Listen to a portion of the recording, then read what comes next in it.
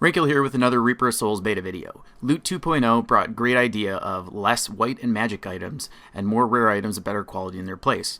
Because players voiced the desire for white and blue items to have a value, Blizzard introduced reusable parts from white items and arcane dust from blues for crafting. However, there's no real need to farm these items in the world. Instead, simply you just need to vendor farm them. First, you want to be in adventure mode. The difficulty does not matter in this case, so doing it on normal would probably be the best because you aren't really killing anything anyway. You'll want to go to Act 1, go to the Halls of Agony Level 2 waypoint.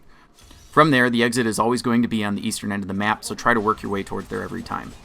Be sure to click Torture X along the way if you're looking for specific weapons needed to craft, but necessarily this isn't the way that you're going to be farming white items.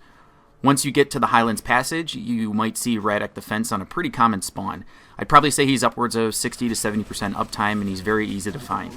Sometimes he does not spawn a white item to sell and you'll have to remake a game, but this time he spawned the gold mine, which is a 287 gold white belt. Fill up your inventory with those and go to town to salvage them. While salvaging, take a note that you actually get several reusable parts for each salvage, and with one bag I came out with a couple hundred items. You can do the same with a 2-slot item like boots, but you'll just get half as many materials with each trip.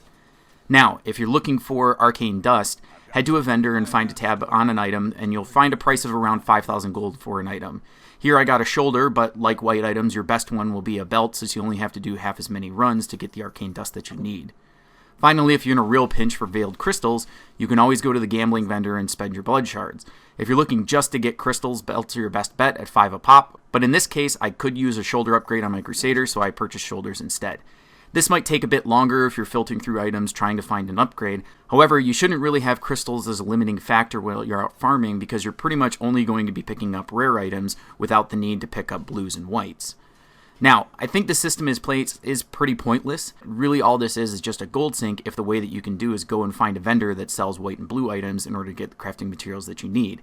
Instead, they're looking at where they want you to be picking up the items in the real world, but they've just dropped so rare in the first place that it's kind of pointless for this. So really what I think they should do is they should remove the requirements for these, even just in general removing the parts themselves, and only make the crystals as a required component of crafting and up the crafting cost with an increased gold cost. Hope you enjoyed this video. Be sure to tune in for more and subscribe if you want to see more Reaper of Souls beta footage.